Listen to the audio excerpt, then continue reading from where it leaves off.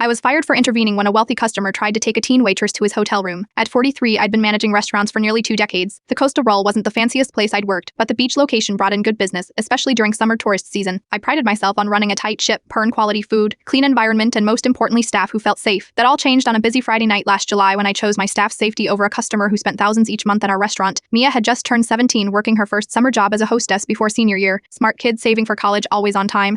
The kind of employee who volunteered to stay late when we were short-staffed. That night, she was covering a server shift because we were slammed. Around 9 p.m., I noticed something off at table 12. A regular customer, parente, mid-50s, expensive watch, always paid with a black Amex. Parent was being overly friendly with Tamist. Nothing unusual at first. Some customers like to chat. But then I saw him touch her arm, letting his hand linger too long. She stepped back, her smile becoming forced. I moved closer, pretending to check on nearby tables. That's when I heard him. My suite has an ocean view. When's your shift end? I'll order champagne. I'm only 17, sir, and I have school tomorrow. He laughed. Age is just a number. I can teach you more in one night than you'll learn all year in that high school. I stepped in immediately. Maya, we need help at the bar. I'll take over here. She practically ran to the back. I turned to the customer, Pawner Richard Thornton, property developer and friend of the owner. Mr. Thornton, I need to ask you to keep your interactions with our staff professional. His smile vanished. Excuse me, we were just talking. You were propositioning a minor. She's uncomfortable and I won't allow it. His face darkened. Do you know how much money I spend here? Who the hell do you think you are? The person responsible for everyone who works here, I replied, keeping my voice low. Your business is appreciated, but not at this cost. He threw his napkin down. Get me the bill, now. As he paid, he made a phone call, speaking loudly enough for me to hear. Jack, your restaurant manager just insulted me. Handle it, or I am pulling my investment in the marina project. Jack Cohen, the owner, called me at 7 a.m. the next morning. No, hello, just. What the hell happened with Richard last night? I explained the situation clearly.